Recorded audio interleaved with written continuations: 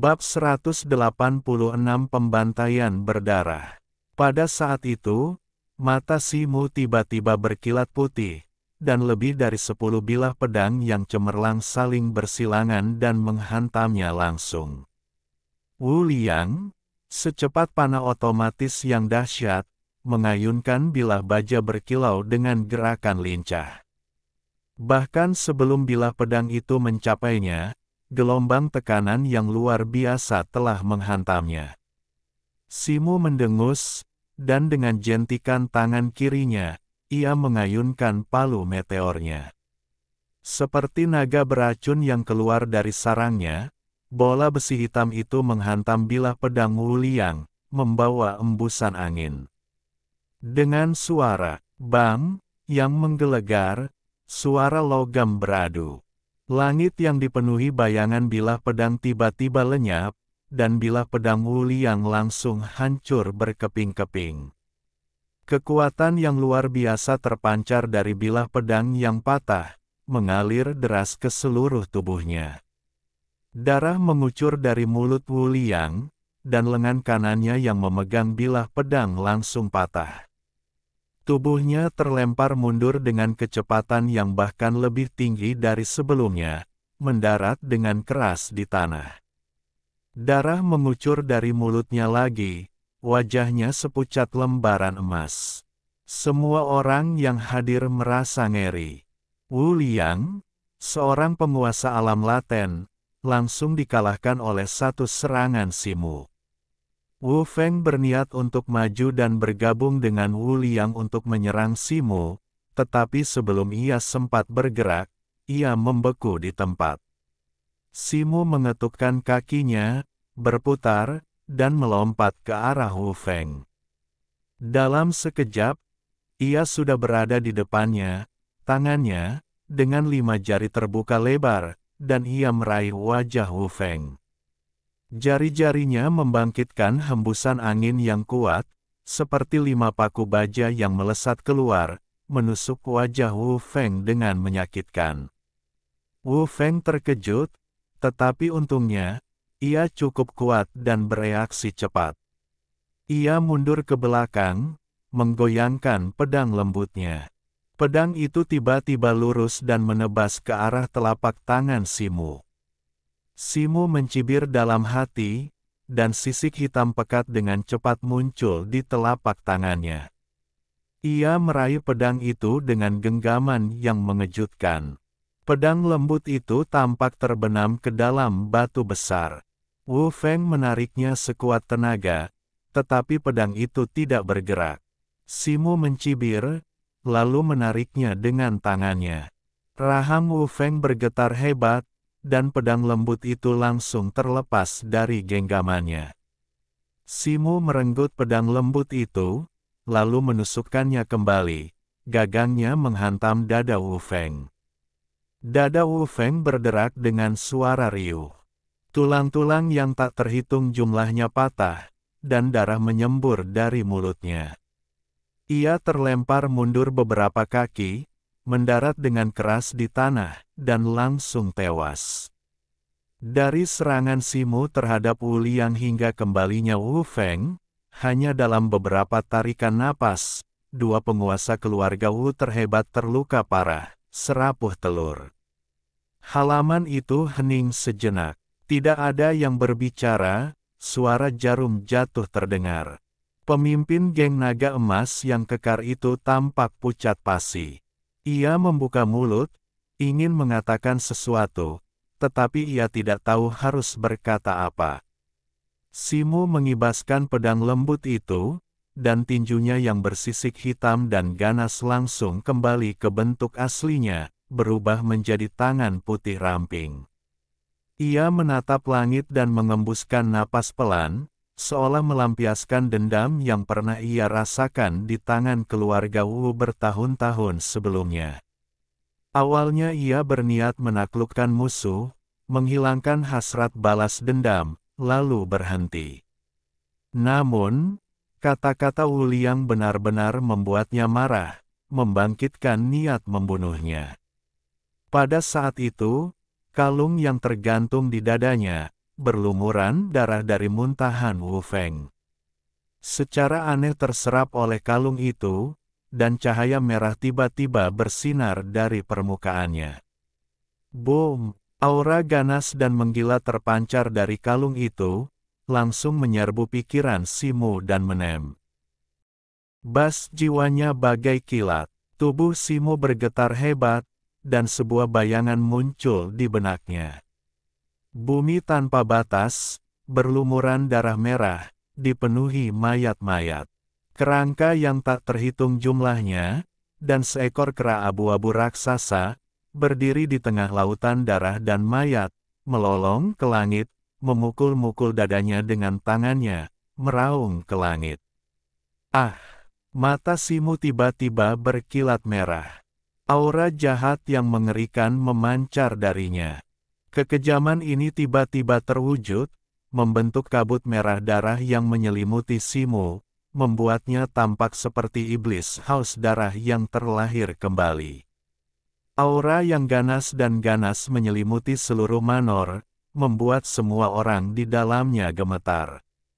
Seseorang berteriak, dan semua orang berhamburan seperti burung dan binatang buas, melarikan diri ke kejauhan. Simu menggeram pelan, hasrat haus darah yang membara membuncah dalam dirinya, tetapi kewarasannya yang tersisa menahannya.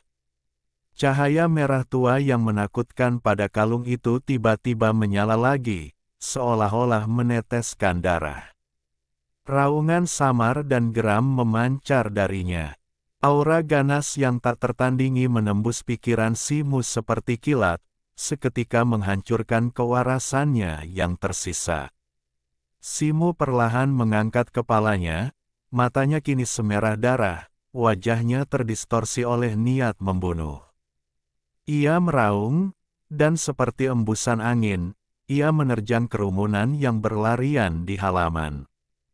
Dengan ayunan tangan kirinya, ia mengayunkan palu meteor, bagaikan naga hitam yang ganas, menyerbu kerumunan dengan taring dan cakar yang terbuka. Bang! Bang! Bang! Beberapa orang pertama yang terperangkap dalam sapuan naga itu meledak, tubuh mereka hancur berkeping-keping, hancur bahkan sebelum mereka sempat berteriak. Darah menghujani Simu. Raut kepuasan terpancar di wajah Simu. Ia menarik napas dalam-dalam, senyum mengerikan tersungging di wajahnya. Tatapan merah darahnya melesat ke arah orang lain di halaman, dan dengan seringai sinis, ia menerjang maju. Wus! Palu meteor itu terlepas dari tangannya, meninggalkan jejak bayangan hitam dan suara siulan.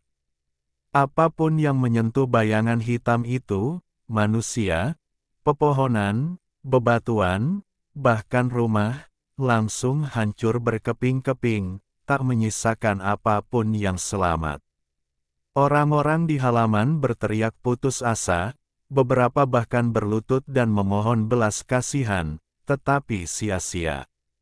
Simu, yang kini menjadi pembunuh haus darah, menyerang dengan membabi buta.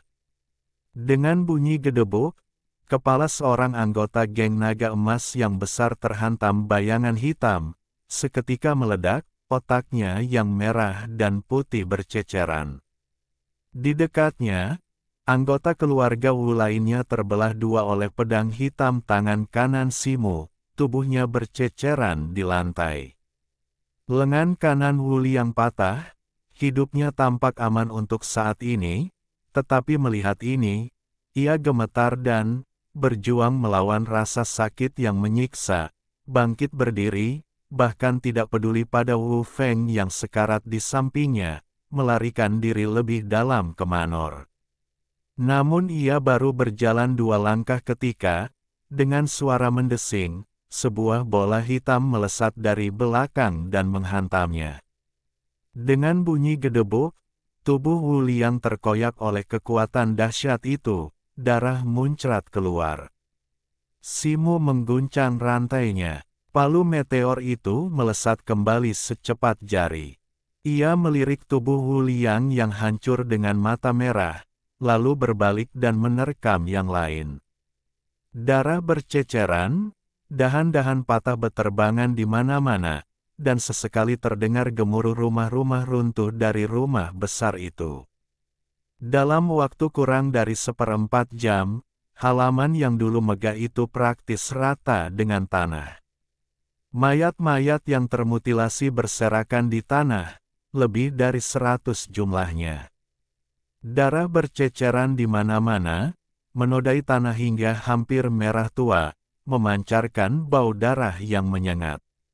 Simu berdiri di tengah lautan mayat dan darah, matanya terpejam, raut wajahnya sedikit berubah, meskipun keganasan dan haus darahnya yang sebelumnya telah sirna. Wajahnya berlumuran keringat dan darah, dadanya naik turun saat ia megap-megap. Ia masih memegang palu meteor di tangan kirinya, berlumuran darah.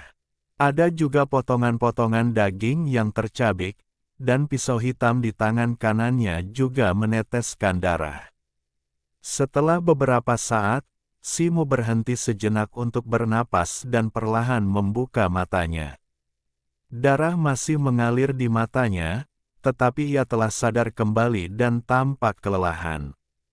Ia menatap kalung di dadanya, lalu tiba-tiba menariknya dan melemparkannya jauh-jauh.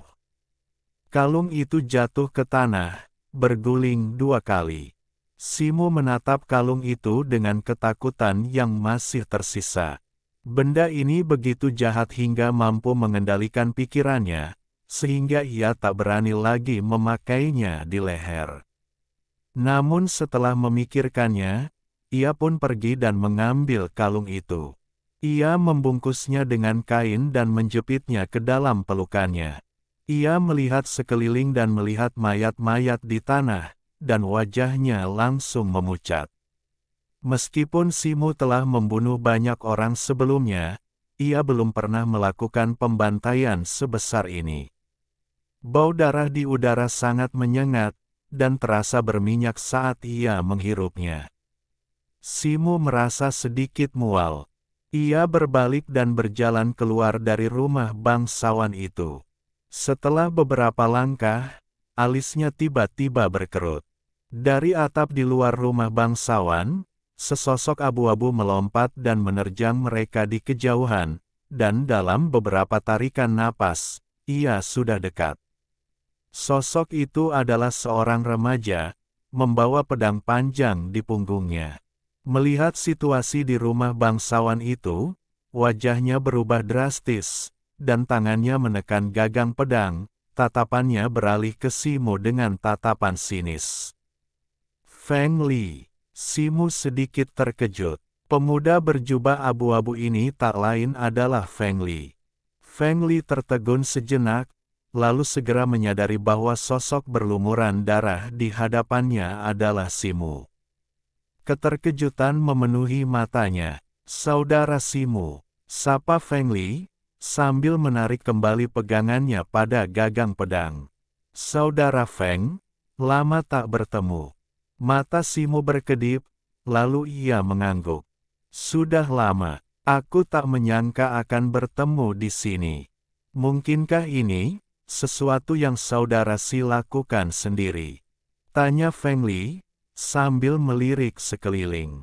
Simu terdiam sejenak, lalu mengangguk setuju. Saudara Si, aksi yang luar biasa. Sepertinya kekuatanmu telah meningkat pesat. Feng Li tampak tak terpengaruh oleh pembantaian Simu. Sebaliknya, secercah kegembiraan melintas di matanya. Simu sedikit terkejut. Nada dan ekspresi Feng Li tampak berbeda sekarang. Ngomong-ngomong, kenapa kau di sini? Tanya Simu, sebuah pikiran melintas di benaknya. Ini hari kematian ibuku.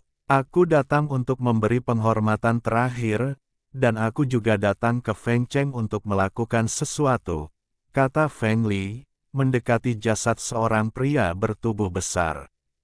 Pria ini tak lain adalah sosok kekar dari geng naga emas.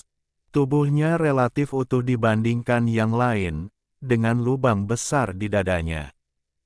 Feng Li menghunus pedangnya, dan dengan kilatan cahaya, ia memenggal kepala pria itu dan membungkusnya dengan kain. Saudara Feng Li, apakah kau punya dendam terhadap pria ini? Tanya Simu, agak terkejut dengan tindakan Feng Li. Feng Li terdiam sejenak, lalu tiba-tiba mendesah. Perkumpulan rubah hitam dihancurkan oleh geng naga emas, dan Gao Yuan tewas di tangan orang ini. Aku kembali kali ini untuk membalaskan dendam Gao Yuan dan rekan-rekanku di perkumpulan rubah hitam, dan memanfaatkan kesempatan untuk membasmi geng naga emas. Sayangnya, aku telah memberitahu musuh, dan orang ini bersembunyi di balik keluarga Wu. Aku mencarinya kemana-mana, tetapi tidak pernah menemukannya. Aku terkejut saudara Si dapat membantuku menyelesaikan masalah ini, kata Feng Li sambil membungkuk kepada Simu. Saudara Feng, sama-sama, kata Simu.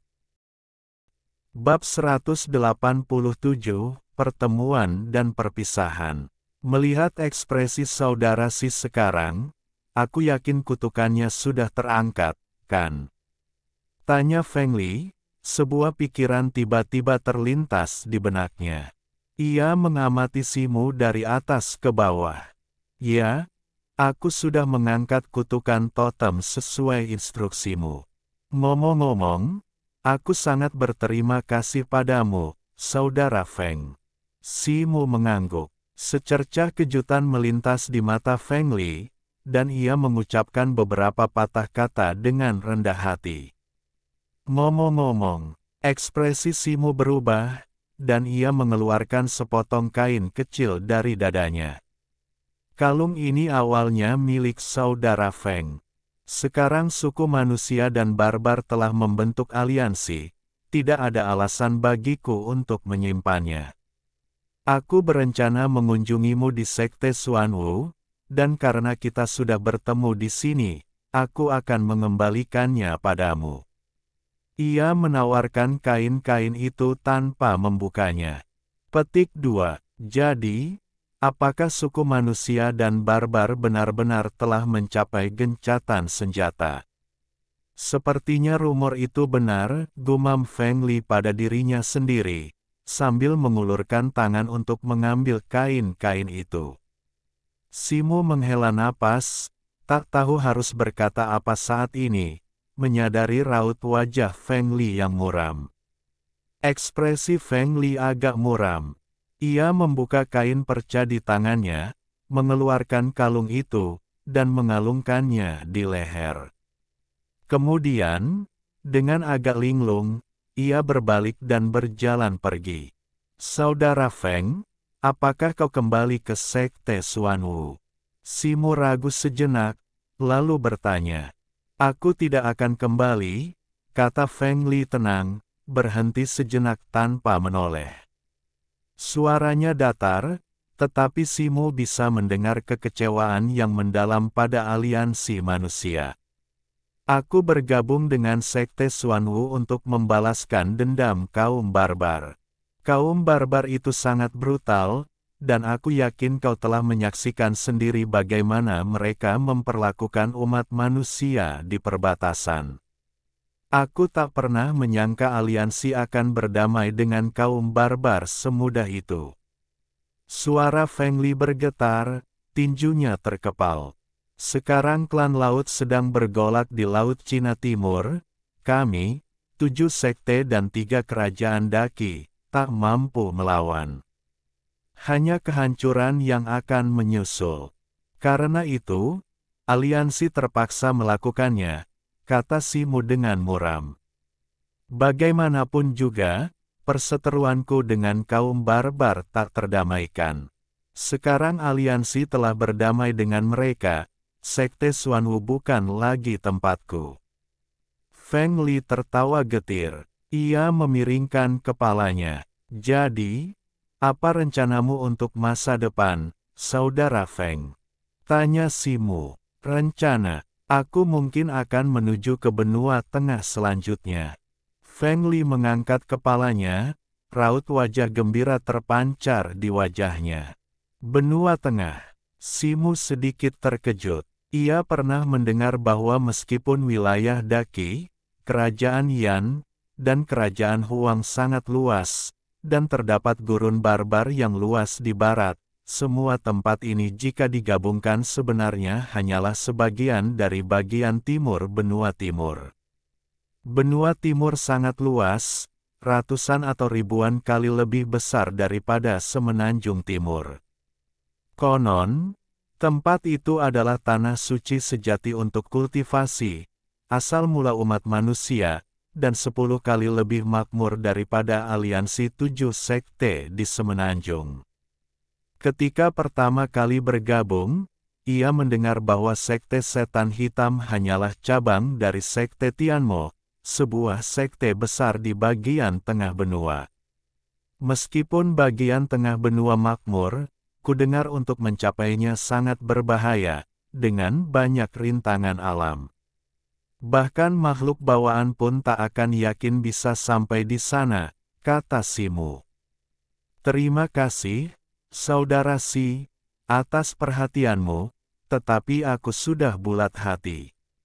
Jika aku bahkan tak bisa mengatasi rintangan ini di sepanjang jalan, bagaimana mungkin aku bisa memikirkan balas dendam? Tanya Feng Li tegas. Petik 2. Saudara Feng, apakah kau benar-benar membenci orang barbar? Selama perjalananku baru-baru ini ke gurun barbar, aku menemukan bahwa kebanyakan orang barbar yang dipimpin oleh Pingmen, masih membenci perang dan mendambakan perdamaian.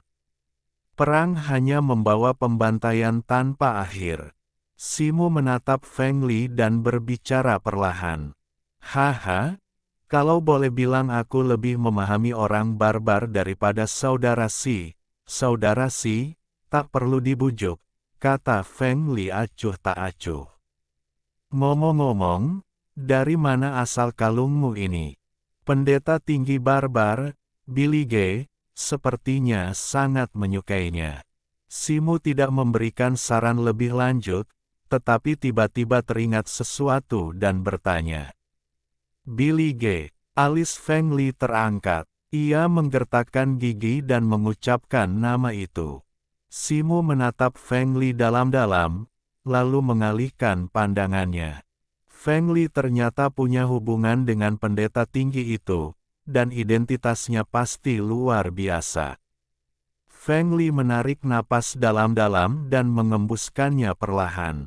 Ia perlahan berbalik, ekspresinya tenang.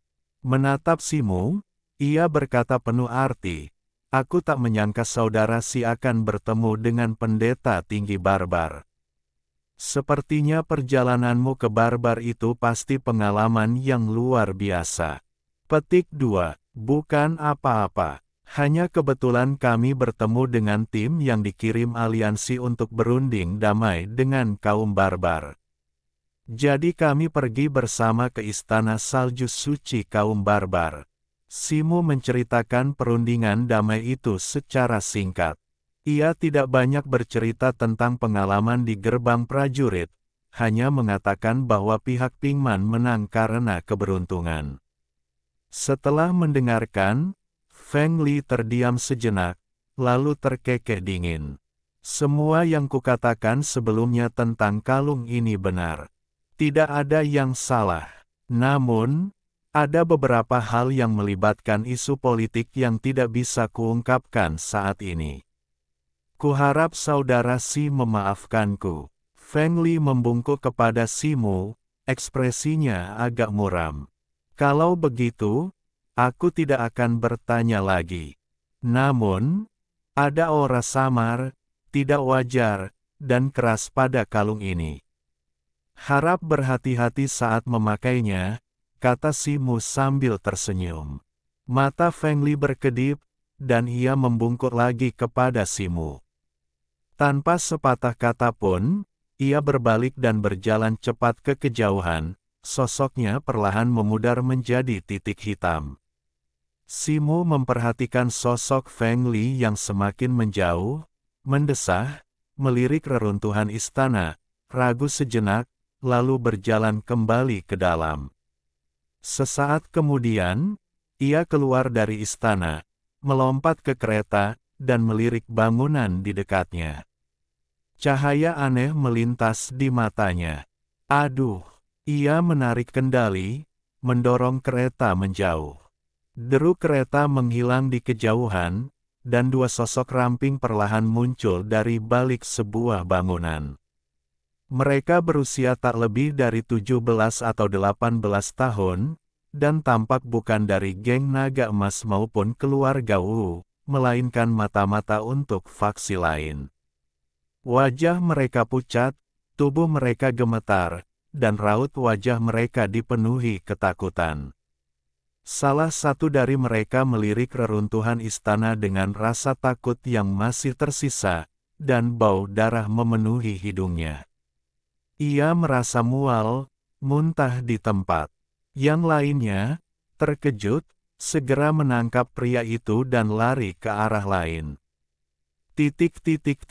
Setengah jam kemudian, di perguruan bela diri Liu Feng, Simu, mengenakan jubah brokat, muncul, ditemani Li Changhai. Simu telah menemukan penginapan di kota, membersihkan darah, dan berganti pakaian baru. Seperti kata pepatah, pakaian menentukan kepribadian seseorang. Simu, yang sudah berbahu lebar dan bertubuh tegap dengan alis tebal dan mata besar, tampak semakin segar, wajahnya yang tegas dan mengesankan dihiasi sentuhan ketampanan. Li Changhai tidak banyak berubah sejak beberapa tahun yang lalu, kecuali sedikit rona putih di pelipisnya. Wajahnya kini memerah, ekspresinya tampak gembira, dan ia menatap Simu dengan penuh rasa terima kasih. Guru Li, Anda tidak perlu memberi saya apapun. Ini hanya beberapa pil guyuan, cara saya membalas budi atas bimbingan Anda saat itu, kata Simu sambil membungkuk kepada Li Changhai. Guyuan dan ini mungkin tak berarti banyak bagimu saat ini, tapi San Gat berguna bagiku. Dengan pil-pil ini, kultivasiku yang telah stagnan selama bertahun-tahun, mungkin akan mencapai tingkat yang baru. Ujar Li Changhai dengan sedikit kegembiraan. Simu tersenyum tipis, dan keduanya mengobrol sejenak. Kemudian, Simu naik ke kereta, berpamitan kepada Li Changhai, dan melaju meninggalkan perguruan bela diri Liu Feng. Sudah begitu lama waktu berlalu, seharusnya mereka sudah menerima informasi yang akurat sekarang. Gumam Simu pada dirinya sendiri sambil tersenyum tipis. Dengan jentikan tali kekang, kereta melesat ke arah lain. Di sebuah aula besar di dalam rumah keluarga Jin. Semua tokoh penting keluarga telah berkumpul di sini. Sang patriark berdiri dengan gugup di sampingnya. Di singgasana utama duduk seorang tetua beralis putih yang gagah dalam jubah emas. Tetua ini adalah pilar kekuatan keluarga Jin, sang patriark, yang kultivasinya telah mencapai kesempurnaan agung dari alam yang diperoleh. Meskipun berusia 90 tahun, ia tidak menunjukkan tanda-tanda kepikunan. Namun, saat itu, alis kepala keluarga Jin berkerut, wajahnya tampak khawatir. Ia tiba-tiba berdiri dan mondar-mandir dengan gelisah di aula. Seorang pemuda bertubuh pendek dan kurus berdiri di tengah, seolah baru saja melaporkan sesuatu. Apakah Anda yakin pria itu Simu? Kepala keluarga Jin berhenti sejenak, menoleh ke arah pemuda berbaju emas itu, dan bertanya dengan suara berat. Ya, kepala keluarga, ini benar sekali. Meskipun penampilan pria ini sedikit berubah, dia pasti Simu, kata pemuda kurus itu cepat, wajahnya masih pucat. Saat ia menyebut kata, Simu, sekilas ketakutan melintas di matanya. Mendengar kata-kata itu, aula ramai dengan diskusi. Di mana pria ini sekarang? Tanya kepala keluarga Jin. Setelah meninggalkan geng naga emas, dia sepertinya menuju ke perguruan bela diri Liu Feng, jawab pemuda kurus itu segera. Kepala keluarga Jin mengangkat alis, raut wajahnya tampak bingung. Setelah tiba di Fengcheng, Simo berlatih selama beberapa waktu di perguruan bela diri Liu Feng di bawah bimbingan Li Changhai. Kepala keluarga Jin melangkah maju dan menjelaskan dengan lembut. Kirim seseorang untuk mengawasi pergerakan Simo setiap saat. Jika kalian melihat tanda-tanda dia datang ke keluarga Jin, segera beritahu saya. Kepala keluarga Jin terdiam sejenak sebelum memberikan perintahnya. Jangan khawatir, ayah. Saya sudah mengirim Jin Sun dan anak buahnya untuk berjaga di luar perguruan bela diri Liu Feng. Kami akan menggunakan merpati pos untuk mengirim pesan, memastikan tidak ada kesalahan, kata kepala keluarga Jin segera. Kepala keluarga Jin mengangguk. Ayah, anak ini begitu berani saat itu hingga membunuh saudara kelima dan Jin Tian. Sekarang dia berani kembali, kita bisa memasang jaring dan menangkapnya sekaligus, membalaskan dendam atas pembunuhan saudara kelima. Seorang pria parubaya berwajah sinis tiba-tiba berdiri dan berteriak. Pria ini adalah anak ke-9 dari generasi keluarga Jin. Saat itu, ia memiliki hubungan paling dekat dengan tuan kelima Jin dan paling antusias melacak keberadaan Simo selama bertahun-tahun. Kakak ke-9, ayahku ada di sini, bagaimana mungkin kau bicara omong kosong? Kepala keluarga Jin tersentak, ekspresinya dingin. Wajah pria parubaya itu menggelap, tetapi ia tidak berani membantah. Meskipun raut ketidakpuasan masih terpancar di wajahnya. Bab 188, menetapkan otoritas. Lagi pula, bukankah kau baru saja mendengar? Simo sendirian membantai lebih dari 100 anggota geng naga emas, serta 2 bersaudara Wu Liang dan Wu Feng. Kekuatannya jauh lebih besar daripada sebelumnya. Menghadapi individu sekuat itu, kita tidak boleh berdebat sedetik pun dan memancing permusuhan lebih lanjut. Kepala keluarga Jin melirik leluhur Jin dan berbicara dengan suara berat. Pria parubaya, Yin Xiao, tetap diam, ekspresinya berubah dari muram menjadi muram. Anggota keluarga Jin lainnya yang hadir juga tampak sedikit gelisah. Leluhur Jin perlahan berjalan ke tempat duduknya dan duduk. Bos, menurutmu bagaimana kita harus menangani masalah ini? Leluhur Jin merenung sejenak, lalu bertanya. Ayah, menurutku, Simo, bagaimanapun juga, hanyalah putra dari kakak ke-7 secara nama. Meskipun keluarga Jin kami menawarkan hadiah untuk penangkapannya karena insiden antara kakak kelima dan Jin Tian, dia tidak mengalami kerugian yang berarti. Aku yakin masih ada kemungkinan rekonsiliasi antara kami dan Simo, kata kepala keluarga Jin perlahan, menghadap leluhur Jin. Bos, apa maksudmu? Apakah Lao Wu dan Jin Tian mati sia-sia? Pria parubaya yang menyeramkan itu meraung dengan geram.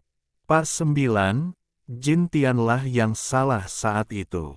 Lao Wu, yang dibutakan oleh kebencian, mengalami nasib ini. Sekarang, menurutmu apakah kita harus menghadapi Simo secara langsung karena 2 orang yang sudah tiada? Kepala keluarga Jin berbicara dengan tenang, tanpa menoleh. Pas 9, kepala keluarga benar.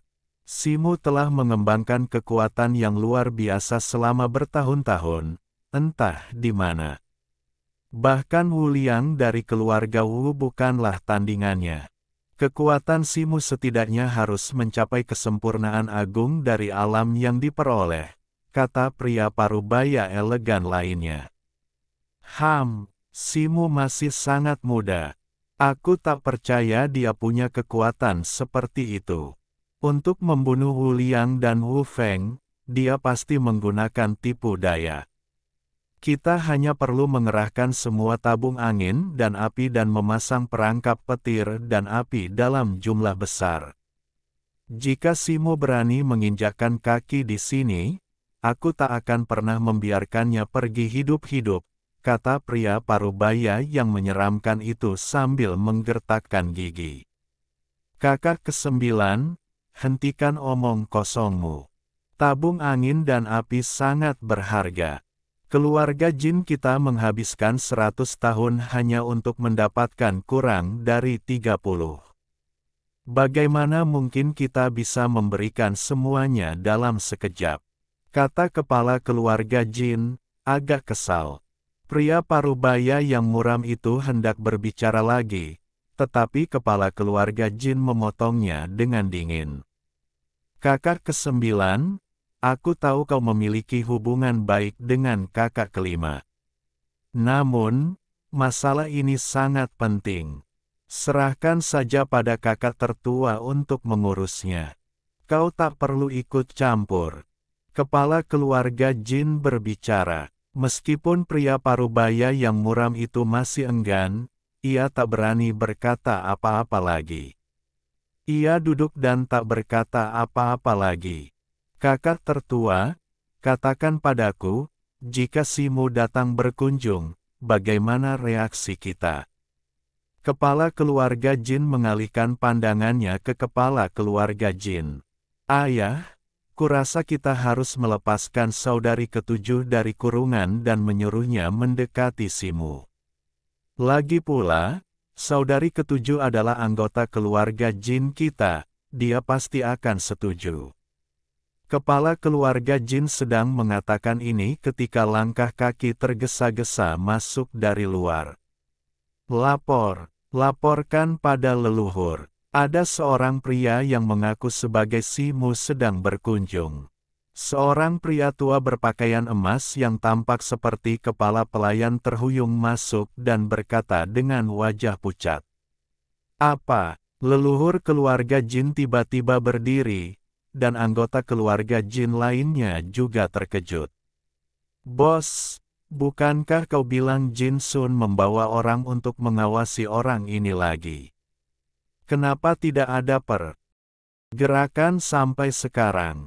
Leluhur keluarga jin menatap kepala keluarga jin, dengan nada marah. Kepala keluarga jin pucat dan terdiam. Ia tidak tahu mengapa seperti ini. Pada saat ini, terdengar lagi derap langkah kaki tergesa-gesa. Laporkan kepada leluhur, Jin Sun dan yang lainnya ditemukan di Jalan Suk dekat perguruan bela diri Liu Feng. Mereka semua pingsan, lukanya tidak ringan, tetapi nyawa mereka tidak terancam. Seorang pria parubaya berambut pendek berlari masuk dan melapor. Leluhur keluarga jin menarik napas dalam-dalam dan nyaris menahan rasa ngeri di hatinya. Jin Fu, undang Simu ke aula resepsi. Aku akan segera ke sana. Kepala keluarga jin akhirnya menunjukkan martabat seorang kepala keluarga, memerintah dengan suara tenang. Pria tua berjubah emas itu setuju dan hendak pergi ketika sebuah suara jernih terdengar dari luar. Tidak perlu, karena kalian semua di sini, mengapa tidak bertemu di sini? Mengapa harus pergi ke aula resepsi? Sebelum kata-kata itu selesai, anggota keluarga jin merasakan kilatan cahaya di hadapan mereka. Seorang pemuda berjubah brokat muncul di pintu masuk aula seperti hantu. Itu adalah Simu. Tatapannya cepat menyapu orang-orang di aula, sedikit kesombongan terpancar di matanya. Ia tak bersenjata, palu meteor dan pisau hitam meteoritnya tertinggal di kereta di luar.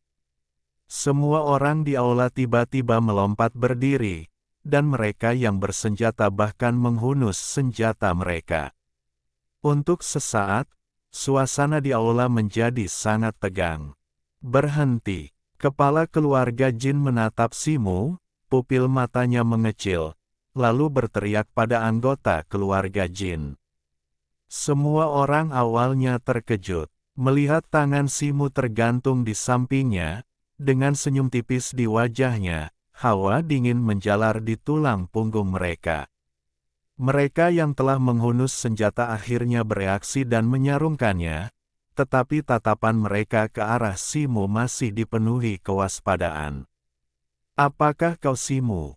teriak kepala keluarga Jin, menghentikan anggota keluarga Jin. Kepala keluarga Jin menatap Simu dan berbicara. "Ini aku. Kau pasti kepala keluarga Jin, kan?" Simu melangkah masuk ke aula dan terkekeh dingin. Saat kepala keluarga Jin melihat Simu mendekat, matanya berkedut, dan ki batinnya diam-diam menyebar ke seluruh tubuhnya. Meskipun kultivasi Simu baru berada di tahap akhir alam perolehan, ia merasakan tekanan yang tak terlukiskan, seolah-olah ia bukan menghadapi seorang pejuang, melainkan seekor monster raksasa, sebuah perasaan yang menakutkan. Kepekaan sang patriark keluarga Jin juga tidak buruk. Simu telah menyerap jiwa monster ular piton berkepala 3 dan mengolahnya menjadi sebuah totem. Tentu saja, ia merasakan sedikit aura monster itu, sebuah perasaan yang mengerikan. "Haha, ini Simu. Saya Jin Xuan, kepala keluarga Jin. Anda adalah putra angkat adik perempuan ketujuh saya, jadi Anda adalah anggota keluarga Jin. Mari, izinkan saya memperkenalkan Anda kepada beberapa tetua kami," kata kepala keluarga Jin sambil tersenyum lebar. Para tetua, tatapan Simu menyapu orang-orang di aula, sedikit mencemooh. "Di antara keluarga Jin, satu-satunya tetua yang saya kenal adalah Bibi Sen. Kudengar karena saya membunuh Jin Tian dan Jin Wu, Anda melampiaskan amarah Anda padanya dan memenjarakannya. Benarkah itu?" Ekspresi Simu tiba-tiba berubah dingin. Ia menatap kepala keluarga Jin dan berbicara terus terang. Kepala keluarga Jin itu geram, wajahnya sehitam dasar panci. Simu bersikap agresif sejak pertama kali masuk. Sebagai kepala keluarga Jin, ia adalah sosok yang dihormati di Fengcheng, terbiasa dihormati selama puluhan tahun. Ia belum pernah ditegur sedingin ini oleh seorang pemuda. Ia menghela napas pelan dan hendak berbicara. Pada saat itu, sebuah bayangan pedang hitam pekat menusuk dari samping, diam-diam menusuk punggung Simu. Itu adalah saudara ke-9 dari keluarga Jin. Ia kebetulan berdiri tak jauh di belakang Simu. "Meli." Head Simu dan kepala keluarga Jin berbincang, ia tiba-tiba menyerang. Saudara ke-9 dari keluarga Jin itu juga telah mencapai tahap tengah alam yang diperoleh. Pedang bayangan hitamnya cukup kuat dan ia cukup terkenal di Fengcheng. Serangan mendadak ini dahsyat, mantap, dan akurat. Bahkan seorang kultivator alam yang diperoleh tahap akhir biasa pun tak akan mampu lolos dari jarak sedekat itu. Terlebih lagi, pedang hitam yang dipegang oleh Tuan ke-9 keluarga Jin memancarkan cahaya hitam samar dan lengket, jelas mengandung racun mematikan yang dapat membunuh dengan satu tebasan. Satu tusukan saja akan menjatuhkan Simu ke tanah dalam sekejap mata. Kilatan cahaya melintas di mata kepala keluarga Jin, pikirannya berpacu. Dengan raungan tiba-tiba, kilatan cahaya dingin muncul di tangannya, dan sebuah pedang setipis daun willow selebar jari muncul. Dengan kilatan cahaya pedang, puluhan sinar dingin yang ramping muncul, menusuk tubuh Simu dengan hembusan angin pedang yang menusuk. Cahaya pedang itu menyelimuti segala arah di depan Simu, membuatnya tak punya pilihan selain mundur. Di belakangnya, pedang hitam Tuan ke-9 keluarga Jin berada dalam jarak 3 inci dari punggung Simu. Senyum sekilas terpancar di mata kepala keluarga Jin, seolah-olah ia telah menyaksikan kejatuhan Simu. Namun pada saat itu, tubuh Simu tiba-tiba bergetar, hancur berkeping-keping. Detik berikutnya, bayangan-bayangan itu menyatu, dan Simu tetap berdiri, seolah tak bergerak sama sekali. Ujung pedang hitam Jin Jiu telah menembus pakaian Simu, tetapi tak mampu lagi bergerak. Sebuah lubang berdarah muncul di tenggorokan Jin Jiu, dan darah menyembur keluar bak anak panah. Mulutnya menganga, dan beberapa suara aneh keluar dari tenggorokannya. Cahaya di matanya cepat meredup, dan tubuhnya jatuh ke tanah dengan bunyi gedebuk. Bersamaan dengan itu, tubuh kepala keluarga Jin terpental ke belakang, menghantam dinding aula dengan keras dan berdebum, lalu terhuyung ke tanah. Rapier daun willow-nya patah menjadi 2, membuatnya mencengkeram pecahannya. Pakaiannya robek di dadanya, memperlihatkan baju zirah lembut berwarna emas di baliknya, dengan luka sayatan yang dalam. Pada saat itu, setitik darah perlahan terbentuk di sekitar mulutnya, raut wajahnya tampak ngeri. Baju zirah sutra emas, Hufet. Simu mencibir saat sisik hitam halus di tangan kirinya lenyap dengan cepat. Melihat serangan sang patriark, anggota keluarga Jin hendak membalas, tetapi dalam sekejap mata, Jin Jiu dan sang patriark mundur, membuat mereka tercengang. Pilar penopang keluarga Jin tak lebih dari ini, jauh lebih rendah daripada Wu Liang dari keluarga Wu. Simu menatap sang patriark keluarga Jin dan mencibir. Secercah ketakutan terpancar di mata sang patriark keluarga Jin. Tadi, ia bahkan belum melihat apa yang digunakan Simu untuk memotong pedangnya. Baru sekarang ia akhirnya menyadari jurang pemisah yang begitu besar antara dirinya dan Simu. Tatapan Simu tertuju padanya, dan sang patriark keluarga Jin gemetar seperti tikus yang dilirik ular kobra raja. "Kau, apa yang kau inginkan?" tanya sang patriark keluarga Jin dengan ekspresi muram dan suara serak. "Jangan khawatir, aku datang ke Feng Cheng bukan untuk membunuhmu kali ini. Aku hanya datang untuk menemui Bibi Zen," kata Simu tenang. Tanpa menunggu perintah sang patriark keluarga Jin, kepala keluarga Jin segera mengutus seseorang. "Aku tidak ingin melihat wajah kalian. Keluar." Simu melangkah ke kursi utama di aula dan duduk, berteriak dengan suara berat. Katanya dengan cemas. Bab 189 Keberangkatan. Anggota keluarga Jin sudah ketakutan.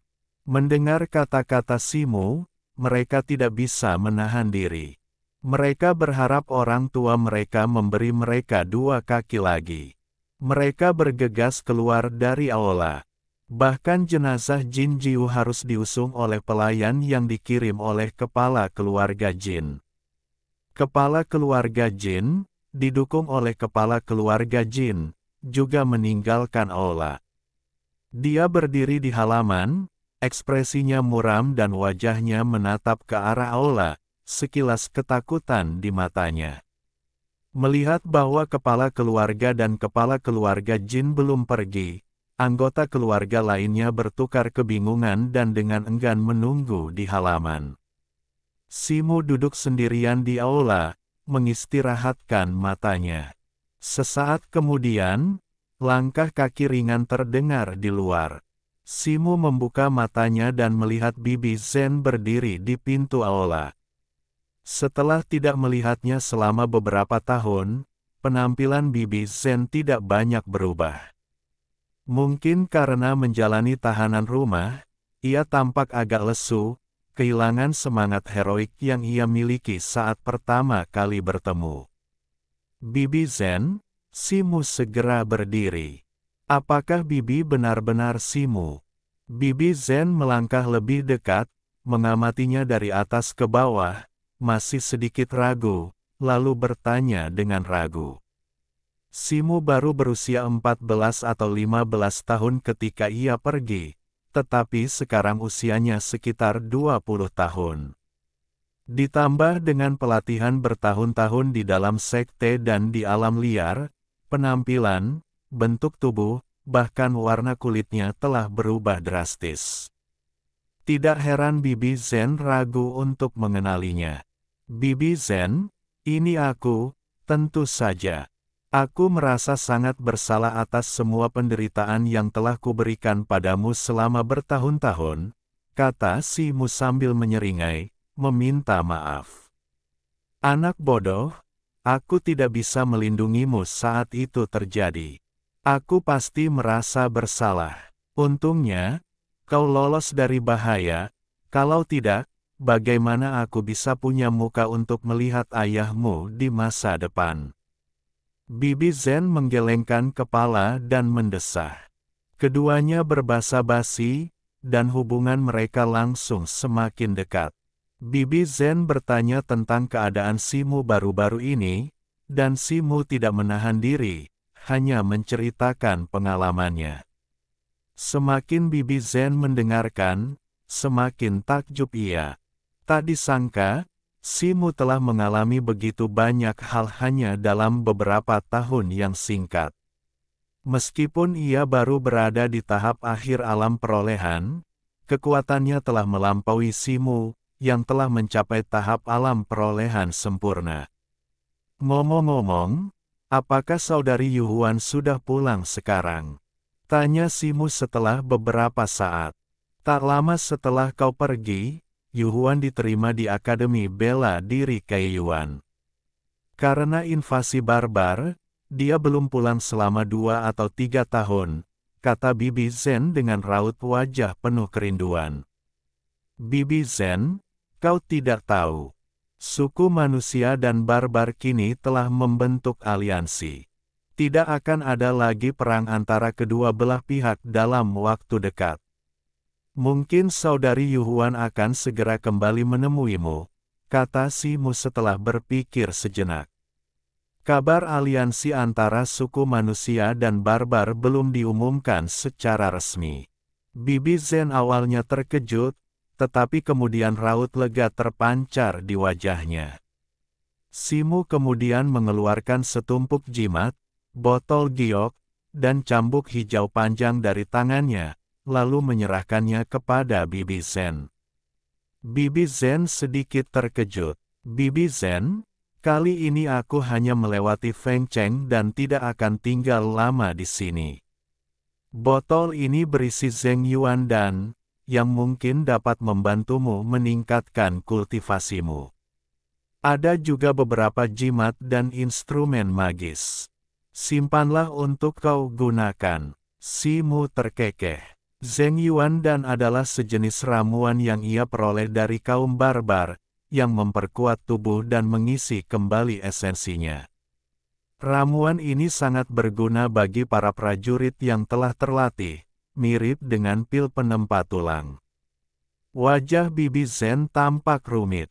Setelah ragu sejenak, ia mengambil botol obat dan membuka tutupnya. Aroma samar tercium ke arahnya, menyebabkan energi internalnya sedikit berdesir, dan ekspresinya sedikit berubah. Kemudian ia mengambil jimat dan cambuk hijau itu, lalu melihatnya, dan langsung terkejut lagi. Jimat-jimat yang dibuat Simu, meskipun semuanya berkelas rendah, juga sangat mahal. Meskipun keluarga jin relatif kaya, mereka tidak mungkin mampu membeli begitu banyak jimat berkelas rendah sekaligus. Adapun cambuk hijau, itu adalah instrumen magis yang disempurnakan dengan cermat oleh suku ular ganas, dan kualitasnya hampir setara dengan instrumen magis tingkat menengah. Seluruh keluarga jin mungkin bahkan tidak memiliki beberapa instrumen magis berkelas rendah, apalagi yang tingkat menengah. Benda-benda ini terlalu berharga, sebaiknya kau simpan saja. Bibi Zen tidak bisa menerimanya. Mendengar ini, Bibi Zen segera mengembalikan benda-benda itu kepada Simu, menolaknya. Bibi Zen, jangan sungkan padaku. Meskipun benda-benda ini berharga, benda-benda ini tidak berguna bagiku sekarang. Silakan saja terima, kata Simu sambil tersenyum. Kalau begitu, aku akan mengambilnya. Bibi Zen ragu sejenak, lalu menyimpan benda-benda itu. Simu tersenyum tipis, lalu teringat sesuatu. Raut wajahnya berubah muram saat ia berkata, Bibi Zen, aku butuh bantuanmu. Katakan saja, kalau Bibi Zen bisa, aku akan membantumu. Bibi Zen, bisakah Bibi Zen membagikan barang-barang berharga ini kepada keluarga anggota geng naga emas? Simu mengeluarkan setumpuk uang perak dan segenggam daun emas dari sakunya dan menyerahkannya, sambil menyebut keluarga Wu dan geng naga emas kepada Bibi Zen. Ia telah melakukan begitu banyak pembunuhan kali ini. Meskipun ia dikendalikan oleh roh jahat di dalam kalung itu, ia telah membunuh orang-orang itu dengan tangannya sendiri. Anggota keluarga Wu pantas mendapatkan hukuman mereka. Meskipun geng naga emas biasanya mendominasi, anggota geng biasa tidak pantas dihukum mati.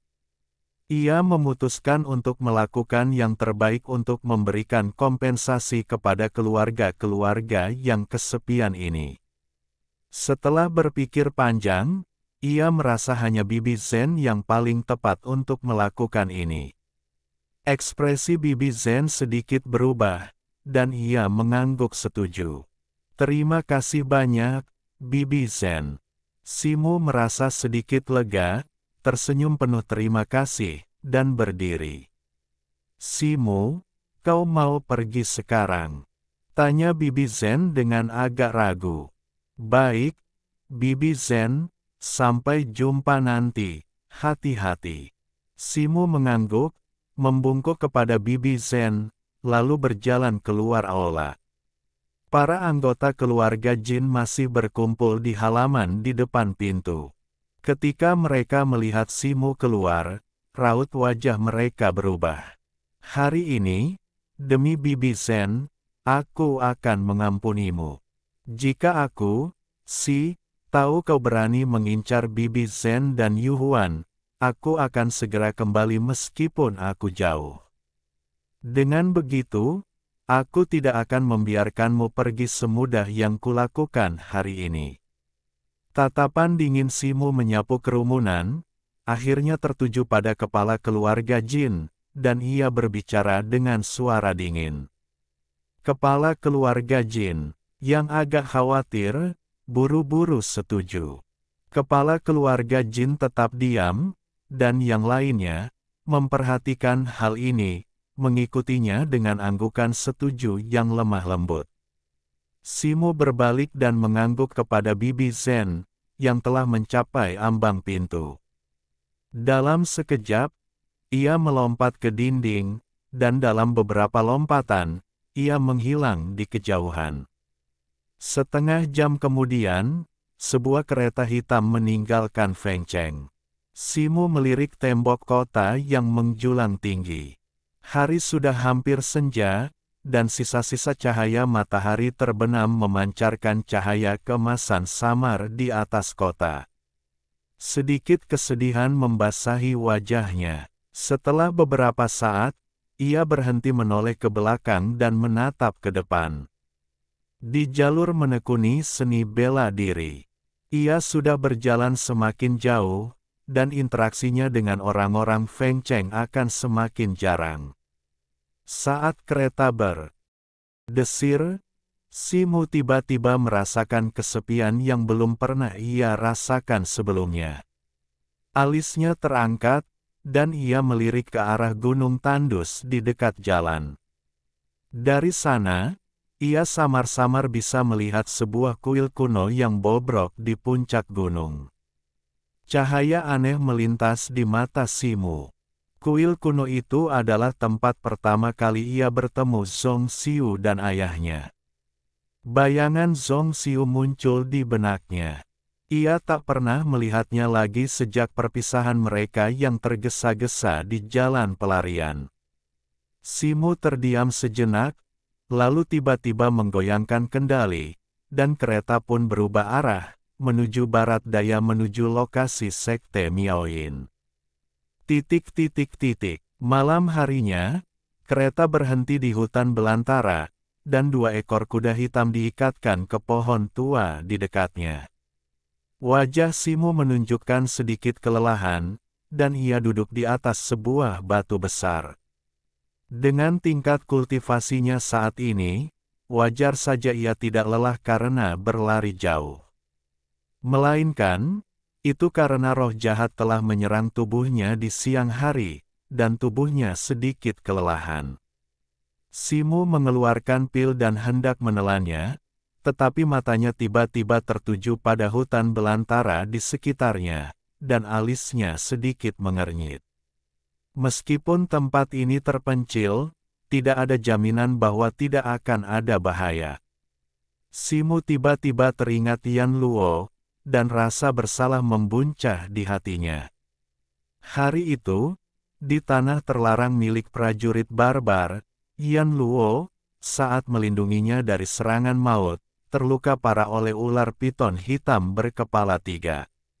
Setelah meninggalkan tanah terlarang, ia begitu ingin mencabut kutukan dan melarikan diri melintasi hutan belantara hingga melupakan Yan Luo. Simu memikirkan hal ini, bergumam dalam hati. Kemudian, dengan lambaian tangannya, kabut hitam muncul di tanah lapang di hadapannya. Dari dalam kabut, sesosok kerangka perlahan muncul. Berbalut baju besi seputih tulang, sosok itu menghunus tombak tulang, matanya memancarkan 2 api biru pucat. Wajah Simu terkejut. Kerangka di hadapannya sangat berbeda dari Yan Luo yang ia ingat. Namun, jejak spiritualnya tak terbantahkan, terukir di dalam kerangka di hadapannya. Yan Luo, panggil Simu ragu. Yan Luo sepertinya mengerti apa yang sedang dilakukan Simu. Ia memiringkan kepalanya untuk mengamatinya sejenak, lalu tiba-tiba, dengan sekejap, menghilang dari pandangan. Detik berikutnya, Yan Luo muncul di hadapan Simu, lengan kurusnya tiba-tiba memeluknya. Wajah Simu memerah karena terkejut, energi batinnya melonjak saat ia mencoba mendorong Yan Luo menjauh. Namun, pada saat itu, tubuhnya yang tegang menegang. Yan Luo, meskipun memegangnya, tidak menunjukkan niat untuk menyerang. Lengan kurusnya tampak hanya meraba-rabanya. Simu bingung. Yan Luo belum pernah seperti ini sebelumnya, dan kecepatannya bahkan tidak membuatnya lengah. Mungkinkah sesuatu terjadi pada Yan Luo setelah pertarungan dengan ular piton berkepala 3? Ia hendak mendorong Yan Luo menjauh, bersiap untuk memeriksanya lebih dekat. Ketika pinggangnya terasa mengendur, dan Yan Luo dengan cepat mundur, muncul beberapa kaki jauhnya. Simu meraih pinggangnya, dan kantong jiwa binatang yang tergantung di sana lenyap, kini muncul di tangan Yan Luo. Api jiwa berkelebat di mata Yan Luo, dan ia menarik kantong itu hingga terbuka, melepaskan daya hisap. Satu demi satu, bola-bola cahaya jiwa binatang terbang keluar dari kantong dan terbang ke mulut Yan Luo.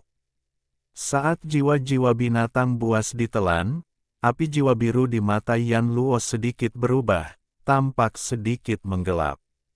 Setelah melahap separuhnya, Yan Luo tiba-tiba mengangkat kepalanya ke langit dan meraung pelan. Aura yang kuat tiba-tiba terpancar dari tubuhnya, menyebar keluar dan menciptakan aliran udara dahsyat yang menyapu debu dan bebatuan yang tak terhitung jumlahnya dari tanah di sekitarnya. Si Mu terkejut. Aura itu begitu kuat hingga mencapai tingkat bawaan. Mungkinkah Yan Luo, si kerangka kecil, benar-benar telah maju ke alam bawaan di alam mayat hidup tanpa sepengetahuannya? Si Mu hampir tidak dapat mempercayainya, tetapi di hadapannya, Yan Luo memancarkan aura yang kuat, berdiri tepat di hadapannya. Bab 190 Hadiah Buah. Hanya dalam beberapa tarikan napas, Yan Luo melahap semua jiwa binatang yang telah dijarah Si Mu dari suku Jiao. Api jiwa biru di mata Yan Luo berkedip sejenak, lalu dengan cepat stabil, samar-samar tumbuh lebih kuat dari sebelumnya dan berubah menjadi biru tua. Cahaya redup berkilauan terpancar dari tombak tulang di tangannya. Ujungnya berkilau dingin, tampak lebih tajam, dan samar-samar dihiasi dengan rune seperti cacing tanah. Pada titik ini, Si Mu tidak bisa tidak menyadari bahwa Yan Luo, kerangka yang selalu ia abaikan, entah bagaimana telah maju ke alam Xiantian yang lebih tinggi daripada dirinya. Setelah melahap begitu banyak jiwa binatang, ia tampak tidak jauh dari tahap Xiantian tengah. Ini berarti bahwa Yan Luo bertanggung jawab atas hilangnya jiwa binatangnya dari kantong jiwa binatangnya di pintu masuk gua piton berkepala 3. Api di mata Yan Luo kini telah mereda. Ia menghampiri Si Mu dan menggantungkan kembali kantong jiwa binatang di dadanya. Kemudian, ia terus meraba-raba pinggang Si Mu, seolah mencoba mencari yang lain. Tidak lagi, kau sudah mengambil semua jiwa binatang, kata Si Mu, sedikit geli. Setelah beberapa kali mencoba, Yan Luo akhirnya menyerah dan berdiri di samping, sambil menggelengkan kepala. Sebenarnya, ia menyimpan jiwa-jiwa binatang itu karena untuk maju dalam seni totem, ia harus memurnikan jiwa-jiwa binatang, mengubahnya menjadi energi yang dapat diserap oleh totemnya. Awalnya ia berniat menggunakannya untuk meningkatkan kekuatan totem ular piton berkepala 3-nya setelah tingkat kultivasinya meningkat, tetapi sekarang Yan Luo telah melahapnya sepenuhnya. Si Mu menghela napas, tetapi kemudian matanya berbinar-binar karena terkejut. Kemajuan Yan Luo ke alam Xiantian berarti ia telah menjadi sekutu yang kuat baginya. Lagi pula, kekuatan kontrak itu tetap kuat. Dari apa yang ia lihat, kekuatan Yan Luo meningkat pesat melalui penyerapan jiwa-jiwa binatang, bahkan tampaknya menghilangkan kebutuhan untuk memurnikannya menjadi bola energi. Dengan cara ini, ia berpotensi meningkatkan kekuatan Yan Luo dengan cepat dengan memburu binatang buas dan mengumpulkan jiwa mereka. Si Mu memikirkan hal ini, mendekati Yan Luo dan mulai berkomunikasi dengannya melalui pikirannya. Meskipun Yan Luo memiliki kekuatan seorang Xiantian awal, kecerdasannya tampak relatif tidak berubah, sebanding dengan anak berusia 6 atau 7 tahun. Namun, dari informasi yang terfragmentasi, ia secara bertahap menyusun beberapa detail tentang kemajuan Yan Luo ke alam Xiantian. Proses utamanya, tentu saja, tampaknya adalah penyerapan jiwa. Setelah pertukaran telepati ini, Si Mu merasa sedikit lelah. Ia duduk bersila, menginstruksikan Yan Luo untuk menjaganya di dekatnya, dan kemudian memulai kultivasinya. Dengan Yan Luo sebagai penjaga Xiantiannya, ia tidak perlu khawatir kali ini. Malam berlalu dengan cepat. Saat fajar menyingsing, Si Mu perlahan membuka matanya, dan 2 sinar dingin memancar keluar. Setelah bermeditasi dan mengatur napasnya hampir semalaman, Ketegangan pada tubuhnya akibat serangan roh jahat telah pulih sepenuhnya, dan kultivasinya bahkan mengalami sedikit kemajuan. Yan Luo tetap berdiri diam, memegang pistol di tangan. Simo hendak berdiri ketika kepalanya tiba-tiba terasa pusing dan kesadarannya pun ikut berputar. Ia tersenyum getir. Setelah Yan Luo mencapai alam Xiantian, energi mental yang dibutuhkan untuk memanggilnya ke dunia ini telah meningkat pesat. Sekalipun ia membiarkannya, energi mental yang dibutuhkan selama beberapa jam itu terlalu berat baginya. Ia melambaikan tangan untuk mengirim Yan Luo kembali ke alam mayat hidup, beristirahat sejenak dengan bersila, lalu melanjutkan perjalanannya menuju Sekte Miaoyin.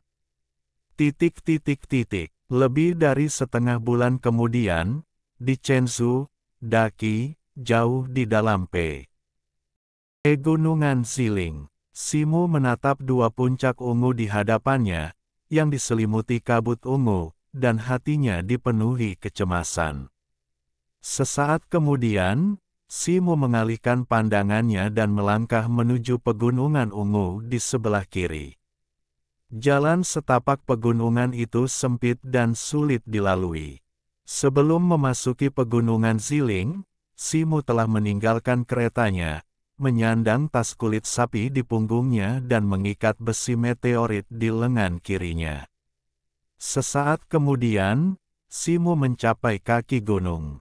Mendongak, ia melihat jalan setapak berbatu biru, selebar kurang lebih 3 meter, berkelok-kelok menembus kabut ungu menuju puncak.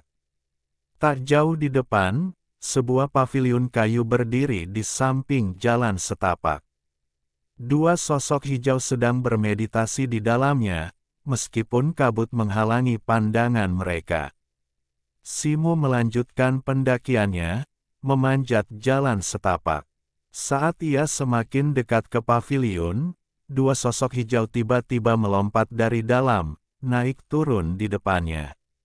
Menghalangi jalan setapak itu adalah dua wanita muda berpakaian Sekte Miaoyin. Salah satunya berusia 15 atau 16 tahun dan cukup cantik, sementara yang lain tinggi dan ramping, sama-sama menarik, meskipun berbibir tipis. Aura mereka tidak terlalu kuat, dan keduanya tampak berada di tahap awal alam akuisisi. Berhenti. Ini gerbang utama Sekte Miaoyin. Tidak seorang pun diizinkan naik gunung tanpa izin.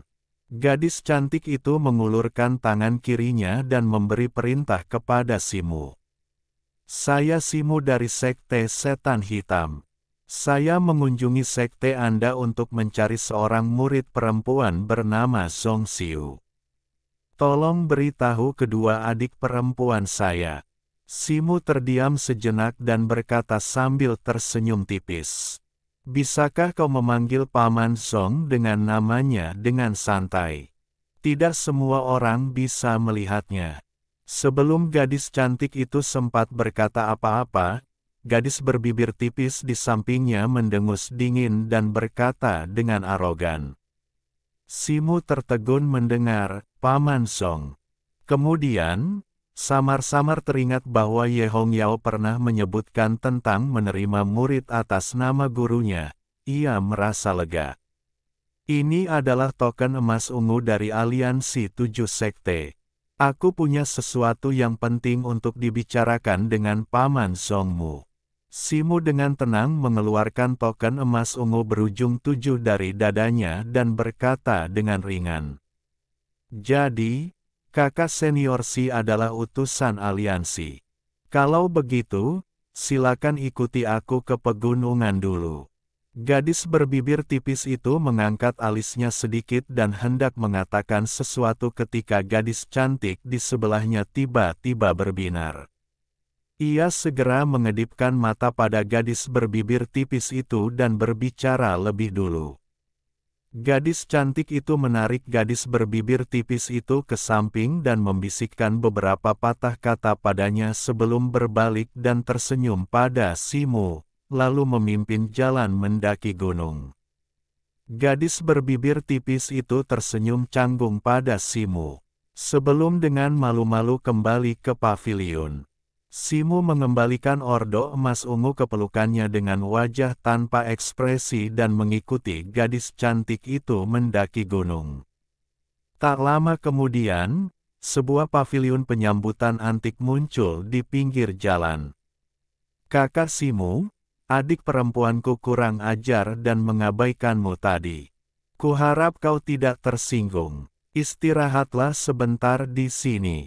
Paman Zong adalah guru yang terhormat, jadi aku akan memberitahumu. Gadis cantik itu mengantar Simu ke paviliun penyambutan, berbalik untuk menjelaskan dengan sedikit permintaan maaf. Tidak masalah, kata Simu sambil tersenyum tipis. Sambil berbicara, mereka tiba di paviliun. Gadis cantik itu tersenyum pada Simu dan segera pergi. Setelah gadis cantik itu pergi, Simu duduk dengan tenang di paviliun, menatap santai ke atas gunung. Samar-samar ia bisa melihat istana ungu dan loteng-lotengnya yang banyak serta jembatan-jembatan terbang di puncaknya. Sebatang dupa kemudian, sesosok hijau menukik turun dari puncak gunung, menuju paviliun penyambutan tempat Simu berdiri. Tak lama kemudian, seorang gadis cantik berkulit putih dan sangat cantik berhenti di luar paviliun dan menatap Simu dengan ekspresi berseri-seri. Rambut hitam legam wanita itu berkibar tertiup angin.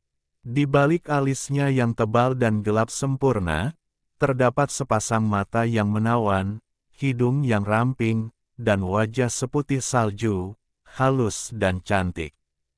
Tubuhnya yang ramping bagaikan pohon willow membuatnya tampak seperti peri yang turun dari bumi. Apakah kamu, Zong Xiu? Di mana tanda lahir di dahimu? Tanya Simu, tertegun. Jika bukan karena kemiripan samar Zong Xiu di alisnya, ia tak akan percaya bahwa wanita muda yang memukau ini adalah adik perempuan pemalu dan rapuh yang selalu berada di sisinya. Kakak Si, tentu saja aku Zong Xiu. Sejak aku mempelajari teknik Biyin Wanbo dari guruku, tanda lahir di dahiku perlahan menghilang. Wah, bukankah terlihat bagus? Melihat ekspresi Simu, mata indah Zong Xiu berbinar gembira. Ia segera berjalan ke paviliun dan duduk di sebelah Simu, tersenyum nakal. Tidak, Nona Zong memang selalu cantik, dan sekarang ia bahkan lebih memukau. Aku hampir tidak mengenalimu. Aku tidak menyangka setelah beberapa tahun tidak bertemu denganmu, kau sudah mencapai alam kesempurnaan pasca kelahiran. Aku benar-benar jauh tertinggal. Simu, yang kembali tenang, menyadari bahwa wanita itu benar-benar telah mencapai alam kesempurnaan pasca kelahiran. Ia tak bisa menahan diri untuk menyentuh hidungnya dan berseru, "Hehe, aku sama sekali tidak seperti saudara Si. Kau membantu Putri Huowu dan aliansi barbar di tanah terlarang barbar, menyelesaikan krisis besar bagi ras kita. Kau melakukan prestasi yang sungguh luar biasa. Sekarang kau menjadi tokoh ternama di antara 7 sekte besar."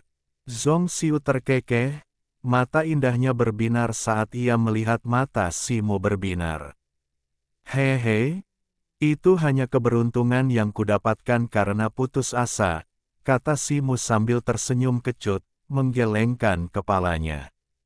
Zong Xiu tertegun. Ia ingin meminta klarifikasi lebih lanjut, tetapi melihat sikap Simu yang pendiam, ia pun menahan diri. Tiba-tiba, seolah menyadari sesuatu, ia mengulurkan tangan untuk mengambil sehelai daun yang jatuh dari bahu Simu.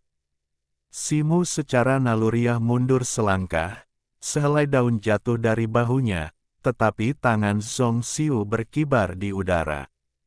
Suasana di paviliun menjadi sedikit canggung.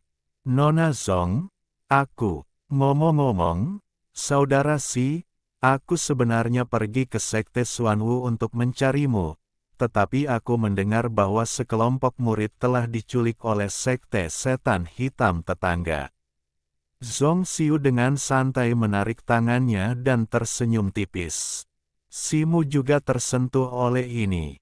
Mereka berdua langsung mengenang masa lalu, dan sedikit kecanggungan akibat perpisahan mereka yang lama secara alami mencair. Tawa riang menggema dari paviliun penyambutan di tengah gunung. Petik 2. Saudara Si, meskipun kita berdua telah bergabung dengan sekte dan resmi menekuni seni bela diri, saat-saat terindahku sebenarnya adalah saat-saat yang kita habiskan bersama di kediaman keluarga Jin. Ngomong-ngomong, apa rencanamu untuk masa depan? Mata indah Zhong Xiu tiba-tiba berubah, dan ia bertanya dengan lembut. Sejujurnya, aku menyukai seorang gadis. Meskipun aku belum tahu namanya, dia bilang asal aku mencapai alam Xiantian sebelum usia 30, aku bisa mencarinya. Jadi, aku akan kembali ke sekte untuk berkultivasi dengan tekun. Simu menggaruk kepalanya dan berkata begitu. Begitu ya, kalau begitu, aku mendoakan kakak Si agar cepat masuk ke alam Xiantian dan mendapatkan kecantikan yang dicintainya. Ngomong-ngomong, aku juga akan mengasingkan diri untuk berjuang mencapai alam Xiantian. Setelah perpisahan hari ini, aku tidak tahu kapan kita akan bertemu lagi. Sedikit kesuraman melintas di mata Zhong Xiu, tetapi dia tersenyum. Ngomong-ngomong, Nona Zhong, aku hampir lupa. Ini untukmu. Ini akan sangat membantu untuk menembus hambatan Xiantian. Si Mute tiba-tiba menepuk kepalanya, mengeluarkan buah hijau seukuran kepalan tangan dari sakunya, dan menyerahkannya kepada Zhong Xiu. Kakak Si, apakah ini buah Qingming? Kau harus menyimpan benda berharga seperti itu. Aku tidak membutuhkannya. Zhong Xiu terkejut dan segera menunda. Nona Zhong, ambil saja. Aku punya satu lagi. Simu tersenyum tipis dan mengeluarkan buah Qingming lainnya dari tangannya. Ini, kakak Si, terima kasih. Melihat ini, Zhong Xiu menerimanya dengan wajah agak merah. Baru kemudian Simu merasa lega. Zhong Xiu ternyata lebih baik di sekte Miaoyin daripada yang dibayangkannya. Setelah keduanya mengobrol sebentar, Simu bangkit dan mengucapkan selamat tinggal. Di paviliun, Zhong Xiu menggenggam buah Qingming di tangannya, menatap kepergian sosok tinggi Simu, mata indahnya perlahan berkaca-kaca.